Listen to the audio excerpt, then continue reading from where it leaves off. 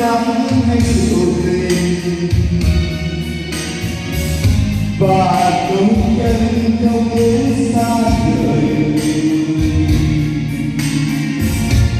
Bình minh và hát lên chân người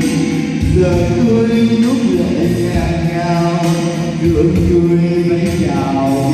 đi mấy chào đi lấy người ơi vì tình em không muốn mà lời nói vì tình em không thấy bằng trái tim chân thành và tình yêu không phải